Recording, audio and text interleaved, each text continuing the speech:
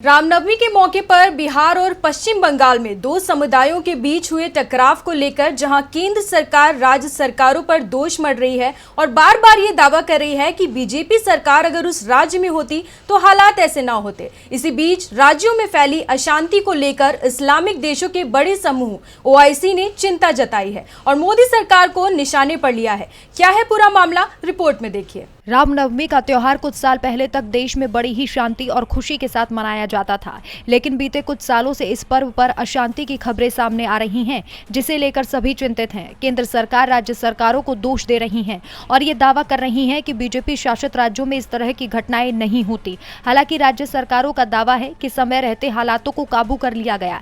राज्य सरकारें इन घटनाओं को केंद्र की साजिश बता रही हैं और इसी बीच इस्लामिक सहयोग संगठन यानी ओआईसी ने रामनवमी के दिन समुदाय में हुए टकराव को लेकर मोदी सरकार पर निशाना साधा है।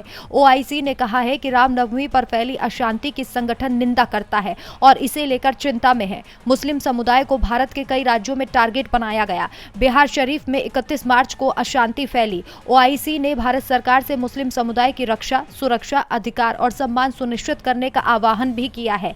इसी के साथ ही ओआईसी ने भारत में बढ़ते इस्लामोफोबिया का उदाहरण देते हुए सख्त कार्रवाई करने की मांग की है।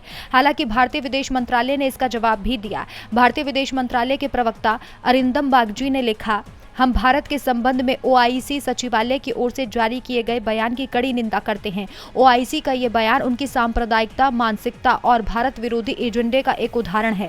हालांकि रामनवमी का त्योहार पिछले कुछ सालों से शांतिपूर्वक तरीके से मनाया जा रहा था, लेकिन हाल ही के सालों में ऐसी तस्वीरें सामने आई जिससे ऐसा लग रहा है कि जैसे त्योहार भी अब सियासत की भेंट चढ़ते जा रहे हैं और सियासी पार्टियां इनमें सत्ता का रास्ता खोज रही हैं। डीबी लाइव की रिपोर्ट।